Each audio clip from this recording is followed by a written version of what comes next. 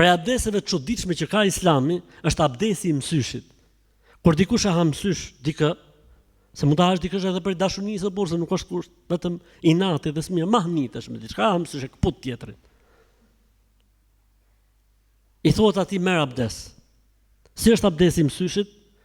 Si ky abdesi I zakonshëm, po jo si ky, si personi që merr abdes për që mund të ketë ngrënë mësysh pra dikë, ky personi merr abdes si më poshtë, lan gojën dhe hundën dhe fytyrën, lan duart deri në mbrylla, lan gjunjt, shif, jo komët, lan gjunjt dhe lan pjesën e brendshme të rrobës që ka prek trupin.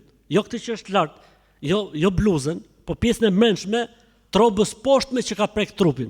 Vetëm fillimin. E shtrydh gjithë këtë në një enë, pra edhe ujin që ka marrë abdes, edhe këtë e shtrydh në enë dhe njeriu që është marrë mësysh I derdhet ky ujë pa I tregu. I hidhet.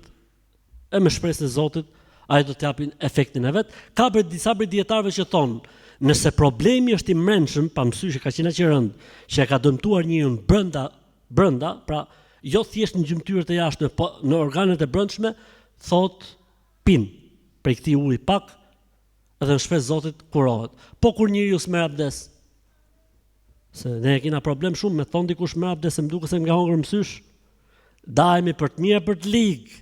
Unë kam hongër mësysh e si më akuzoj. Si çfarë mund robi keq që ai mësy, po s'ka lidhje robi keq robi mirë, u tha.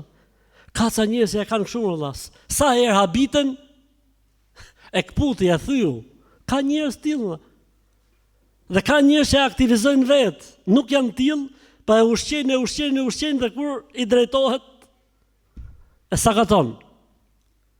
E nëse personi nuk merr abdes, nuk pranon se e çon për ofendim ose mund të çojë kënd probleme shumë të mëdha, atëherë merret diçka nga mbetjet e ushqimit të tij.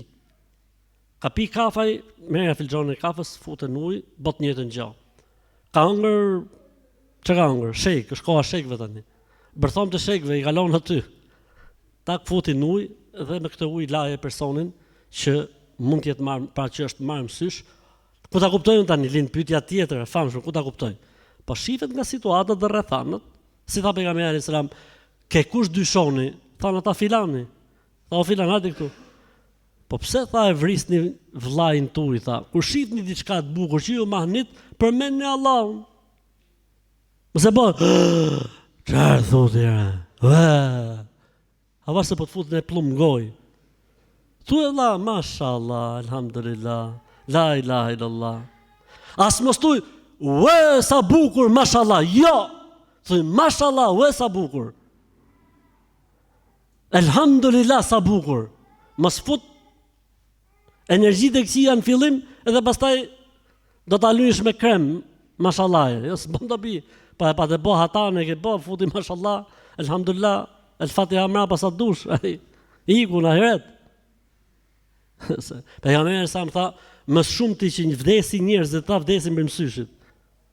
Se duke si shaka, po shakaja është e vërtet në këtë rast.